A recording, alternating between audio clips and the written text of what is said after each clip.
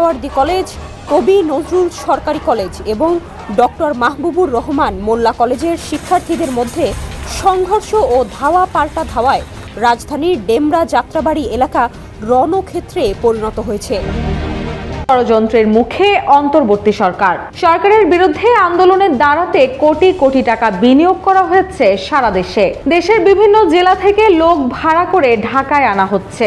রিকশা শ্রমিকদের আন্দোলন সহ শিক্ষার্থীদের উস্কানি দেওয়ার পাশাপাশি বিভিন্ন দাবিতে আগামী কয়েকদিন ঢাকায় আন্দোলন করে অস্থিরতা করার বড় প্ল্যানের ধারণা করা হচ্ছে। এই যে শিক্ষার্থীদের মুখোমুখি অবস্থান, আঘাত ও পাল্টা আঘাতের যে পরিস্থিতি, এটা আসলে আমাদের জায়গা থেকে কখনোই প্রত্যাশিত ছিল না। এই ঘটনাটি আসলে কখনো এত দূর আসার কথাই ছিল না।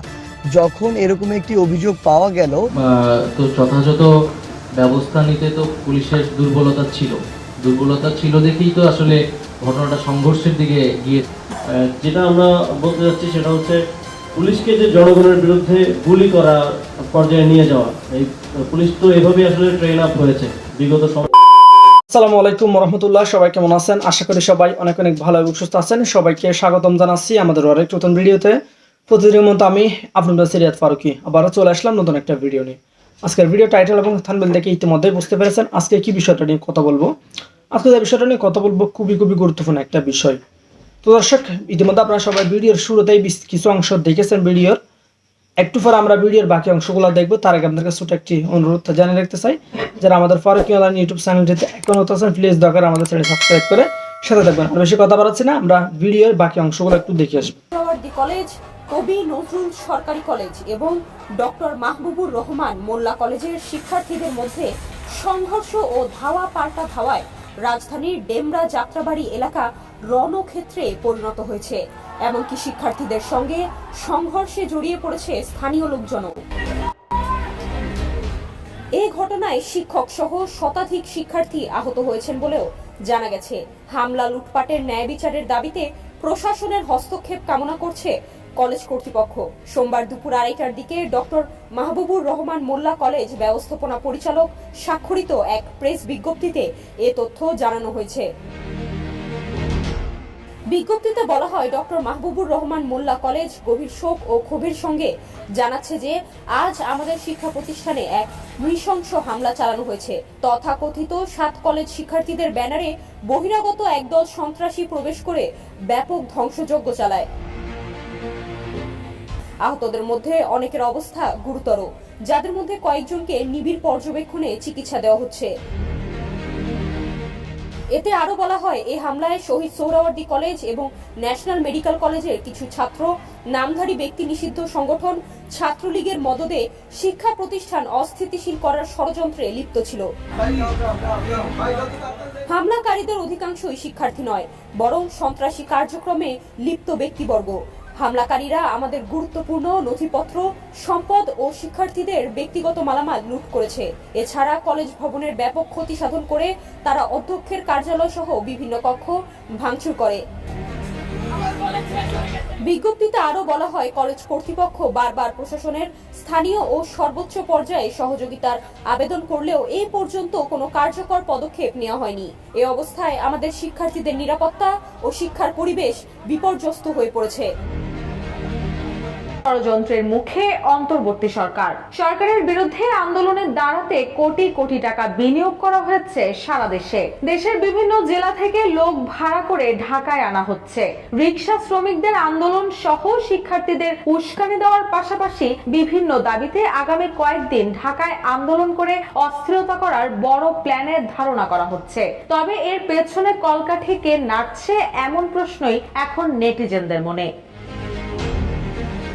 এরই মধ্যে ঢাকায় সমাবেশে যোগ দিলেই সর্বনিম্ন 1 লাখ থেকে কোটি টাকা পর্যন্ত সুদমুক্ত ঋণ দেওয়ার কথা বলে লক্ষ্মীপুরের হতদরিদ্র মানুষদের প্রলোভন দেখানো হয়। রোববার রাতে অহিংস আন্দোলন বাংলাদেশ নামে একটি সংগঠনের কথিত সেই সমাবেশে নেওয়ার জন্য কমলনগর উপজেলার 3 শতাধিক নারী পুরুষ কিশোর কিশোরীকে একত্রিত করা হয়। জেলার কমলনগর উপজেলার করইতলা বাজারে এই ঘটনা ঘটে। রাতে স্থানীয়রা তাদেরকে ঘেরাও করে সেনাবাহিনী সহ আইন শৃঙ্খলা রক্ষাকারী বাহিনীকে খবর দেয়। পরে সেনাবাহিনী ও পুলিশ ঘটকোচ বাস ও 4টি মাইক্রোবাস জব্দ করে। এ সময় 11 জনকে আটক করা হয়, তবে তাদের নাম পরিচয় কিছুই জানায়নি পুলিশ। সোমবার সকাল 10:30টার দিকে কমলনগর থানার ভারপ্রাপ্ত কর্মকর্তা তহিদুল ইসলাম বিষয়টি নিশ্চিত করেছেন। বাসযাত্রী নারী পুরুষরা জানায়, একটি চক্র সোমবার ঢাকার শাহবাগ কিংবা সোহরাওয়ার্দী উদ্যানে উপস্থিত হতে তাদের উদ্বুদ্ধ করে। ঋণের আবেদন ও সম্মেলনে উপস্থিতির জন্য প্রত্যেকের কাছ থেকে তারা 1000 টাকা করে নিয়েছে। এছাড়াও ঋণ প্রত্যাশী ও সম্মেলনে উপস্থিতির জন্য দেওয়া হয়েছে টোকেন এবং টোকেনধারী সবাইকে দেওয়া হবে 1 লাখ থেকে 1 কোটি টাকা পর্যন্ত সুদমুক্ত ঋণ। আলিয়া বেগম নামে এক নারী জানান, ঢাকার সোহরাওয়ার্দী উদ্যান কিংবা শাহবাগে একটি সমাবেশে যোগ দিতে লোকজন নিয়ে যাচ্ছেন তিনি। সেখানে দেশ থেকে পাচার হয়ে যাওয়া অর্থ ফিরিয়ে আনতে প্রধান উপদেষ্টা ডক্টর মোহাম্মদ ইউনূসের নিকট তারা প্রস্তাব দেবেন। এরপর ওই টাকা তাদের মতো গ্রামের নারী পুরুষদের 1 লাখ থেকে বড় অঙ্কের টাকা সুদমুক্ত ঋণ দেওয়া হবে বলে জানান তিনি। এছাড়াও তোরাবগঞ্জ গ্রামের গৃহবধূ নাসিমা ও রওশন বেগম জানান, গাড়ি ভাড়া হিসেবে তিনি 1000 টাকা দিয়েছেন। আরো অনেকের কাছ থেকেই এভাবে টাকা নিয়েছে স্থানীয় সংগঠকরা।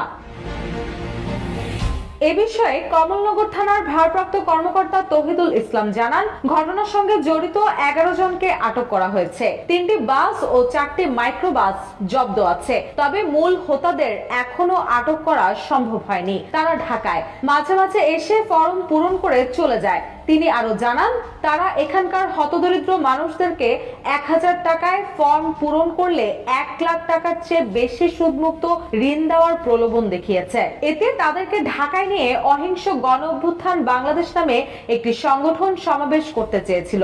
এরই মধ্যে আমাদের ডিএমপির সঙ্গে কথা হয়েছে। কোনো সমাবেশ হয়নি, হবে না। তাদেরকে কোনো অনুমতি দেওয়া হয়নি। তাদের সভা পণ্ডু হয়ে গেছে। জানা গেছে, দুর্নীতি বিরোধী বিশেষ আইন প্রণয়নের দাবিতে 25 নভেম্বর রাজধানীর সোহরাওয়ার্দী উদ্যানে সংহতি সমাবেশ করার কথা জানিয়েছে অহিংস গণ অভ্যুত্থান বাংলাদেশ নামের একটি সামাজিক সংগঠন। এ নিয়ে গেল শুক্রবার জাতীয় প্রেস ক্লাবের মাওলানা আকরাম খাঁ হলে সংবাদ সম্মেলন করে লিখিত বক্তব্যে এ তথ্য জানান সমাবেশের আয়োজক ও সংগঠনের সদস্য মোহাম্মদ মাহবুবুল আলম চৌধুরী। একাধিক শিক্ষা প্রতিষ্ঠানের মধ্যে এই যে শিক্ষার্থীদের মুখোমুখি অবস্থান, আঘাত ও পাল্টা আঘাতের যে পরিস্থিতি, এটা আসলে আমাদের জায়গা থেকে কখনোই প্রত্যাশিত ছিল না। এই ঘটনাটি আসলে কখনো এত দূর আসার কথাই ছিল না।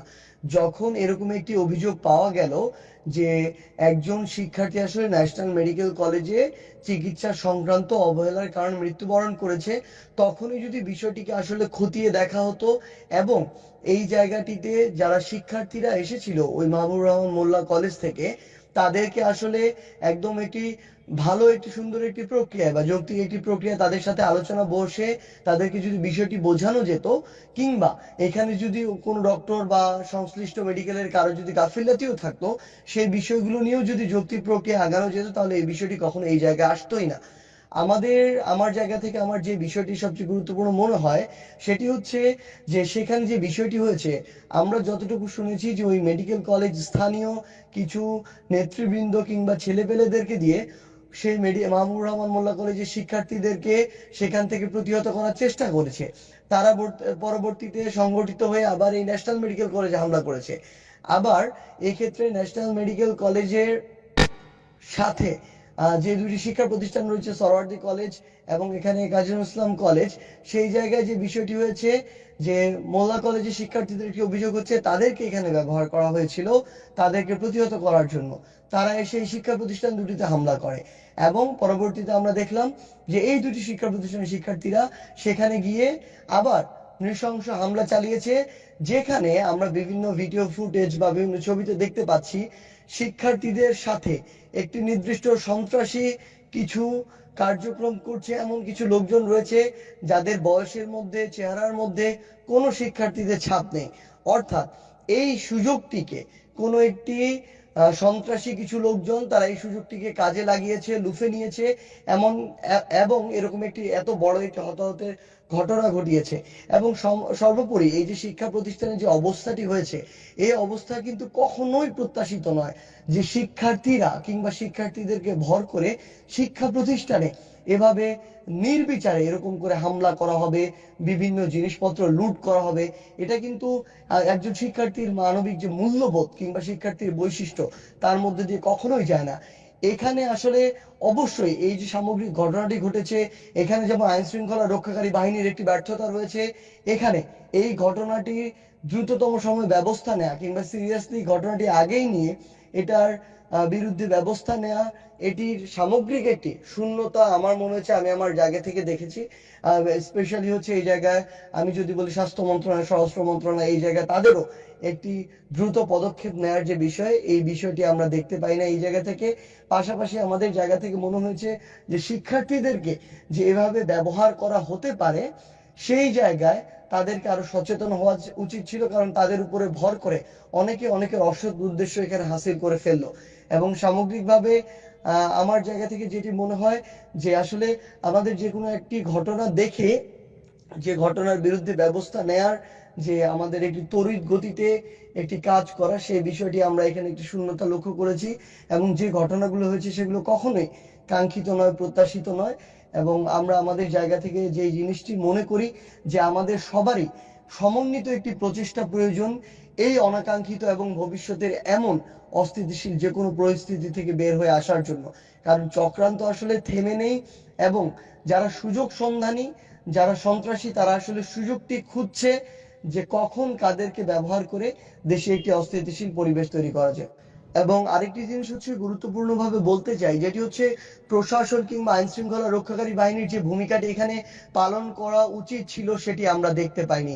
আমরা দেখেছি দুইটি জায়গায়, ন্যাশনাল মেডিকেল কলেজের গতকালকের ঘটনা, আজকের মোল্লা কলেজের যে ঘটনা, এই দুইটি জায়গায় হয়তো এই জায়গাটিতে পুলিশ বা আইন শৃঙ্খলা রক্ষাকারী বাহিনী, সেনাবাহিনী, যারাই হোক না কেন, তারা হয়তো এই জিনিসটিকে যতটা গুরুত্বের সাথে দেখা দরকার ছিল, যে ব্যবস্থা নেওয়া দরকার ছিল পূর্বে, ঘটনাটি ঘটার পূর্বে, সেটি তারা নেয়নি। অনেকটা বাংলা সিনেমার মতো ঘটনা ঘটার পরে তাদের সরব উপস্থিতি এবং দৃশ্যমান অধিক সংখ্যায় একটি উপস্থিতি দেখা গিয়েছে। কিন্তু এই উপস্থিতি কিংবা এই সতর্কতা যদি ঘটনার পূর্বে হতো, তাহলে হয়তো ঘটনার এই যে একটি অপ্রত্যাশিত পরিস্থিতি, এই পরিস্থিতির সৃষ্টি নাও হতে পারতো। পুলিশ তো যথাযথ ব্যবস্থা নিতে তো পুলিশের দুর্বলতা ছিল দেখেই তো আসলে ঘটনাটা সংঘর্ষের দিকে গিয়েছে, এটা তো আমরা স্বীকার করছি। কিন্তু পুরো পুলিশ তো আসলে একটা পুনর্গঠন প্রক্রিয়ার ভিতরে আছে। তো সেই জায়গায় আসলে যখন এত শিক্ষার্থী নেমে এসেছে, পুলিশকে আমরা শিক্ষার্থীদের মুখোমুখি অবস্থানে কিন্তু যদি হতো তাহলে সেটা আরো বেশি খারাপ দিকে যেতে পারতো। এই কারণে হয়তো পুলিশ বাধা দেওয়ার চেষ্টা করেছে প্রাথমিকভাবে, কিন্তু শিক্ষার্থীদের সাথে তারা সংঘর্ষে জড়ায়নি, এবং পরবর্তীতে তারা পুলিশ এবং সেনাবাহিনী গিয়ে সেখানে পরিস্থিতি নিয়ন্ত্রণ করেছে। এবং পুলিশের দুর্বলতা বা পুলিশের জায়গা থেকে এখানে দুর্বলতা থাকলে সেটাও আমরা আইডেন্টিফাই করার চেষ্টা করছি। এবং আমরা কিন্তু পুলিশকে আরো বেশি সক্রিয় করার জন্যই কিন্তু পুলিশে একটা রদবদল করা হয়েছে, এবং আমরা কিন্তু এই রদবদল অব্যাহত থাকবে। যেখানে ব্যর্থ হচ্ছে যেসব জায়গায়, তাদেরকে কিন্তু আমরা পরিবর্তন করব। ঘটনা হলো যে পুলিশ যারা ছিল আগে তারাই আছে, নতুন করে যদি আপনারা না আনেন তো তাদেরকে দিয়ে কি সম্ভব আপনাদের পক্ষে এটা ম্যানেজমেন্ট করা? আপনারা জানেন নতুন নিয়োগ প্রক্রিয়া চলমান আছে, প্রায় 1300 থেকে 1400 এসআই, এবং এখন পর্যন্ত আমার জানার মতে 4500 কনস্টেবল নিয়োগের প্রক্রিয়া চলমান আছে। এবং পুলিশের মধ্যে রদবদলটা যেটা করা হয়েছে সেটা হচ্ছে বদলি করা হয়েছে, অন্য জায়গা থেকে ডিএমপিতে আনা হয়েছে, ডিএমপি থেকে অন্য জায়গায় পাঠানো হয়েছে। তবে যেটা আমরা বলতে যাচ্ছি সেটা হচ্ছে পুলিশকে যে জনগণের বিরুদ্ধে গুলি করা পর্যায়ে নিয়ে যাওয়া, এই পুলিশ তো এভাবেই আসলে ট্রেন আপ হয়েছে বিগত সময়গুলোতে। এবং রায়ট ম্যানেজমেন্টের জন্য এটা কিন্তু কোনো ইন্টারন্যাশনাল স্ট্যান্ডার্ডের প্রসেস না যে পুলিশকে শুধু এতটুকু করা হচ্ছে যে তারা প্রথমেই চলে যেত ফায়ারিং, সেটা রাবার বুলেট হোক, ছড়া গুলি হোক। তো এই রায়ট ম্যানেজমেন্ট সিস্টেমের ড্রিলটাই পুলিশের পুরোপুরি চেঞ্জ করার পরিকল্পনা আছে। যারা পুলিশের নতুন নেতৃত্বে এসেছেন তারা পুলিশকে সেই ইন্টারন্যাশনাল স্ট্যান্ডার্ডে র্যাব ম্যানেজমেন্টের ড্রিলটা শেখাবেন, সেই ট্রেনিংটা করাবেন, করার মাধ্যমে পুলিশকে এমন পর্যায়ে নিয়ে আসবেন যাতে করে সামনে আর কখনো এই ধরনের ঘটনা না ঘটে, যেখানে পুলিশকে জনগণের বিরুদ্ধে কিংবা যে কোনো ধরনের আন্দোলনে র্যাব ম্যানেজমেন্টের জন্য গুলি করতে হয়, হতাহতের মতো ঘটনা ঘটে। এই ধরনের ঘটনা এড়িয়েই যেন আমরা পুলিশ ব্যবস্থা নিতে পারে, সেজন্য পুলিশকে প্রস্তুত করা হবে। তবে সেটার জন্য যথেষ্ট সময় প্রয়োজন। আপনারা জানেন নতুন নেতৃত্ব পুলিশে আসার 2 দিনের মধ্যেই এই ঘটনাগুলো ঘটে যাচ্ছে। তো আমাদের আহ্বান থাকবে সকল পক্ষের প্রতি যে এখন আমাদেরকে দেশ গড়ার জন্য, প্রত্যেকটা সেক্টরের সংস্কার আনার জন্য সময় দিতে হবে এবং ধৈর্য ধরার একটা আহ্বান আমাদের পক্ষ থেকে থাকবে। এবং যার যার মতামত, আপনারা জানেন যে সংস্কার কমিশনগুলো সবার জনগণের থেকে মতামত চাচ্ছে, সেখানে মতামত দিতে হবে, ডিস্ট্রাকটিভ ওয়েতে না গিয়ে। জানতে চাই কমেন্ট সেকশনে জানাতে পারবেন। আমাদের চ্যানেলে নতুন থাকলে চ্যানেল সাবস্ক্রাইব করে সাথে থাকবেন। এই বিষয়টা নিয়ে আপনার প্রতিক্রিয়া দ্রুত কমেন্টে জানিয়ে দিন। দেখা হবে না কোনো ভিডিওতে। ভালো থাকবেন, সুস্থ থাকবেন। আল্লাহ হাফেজ।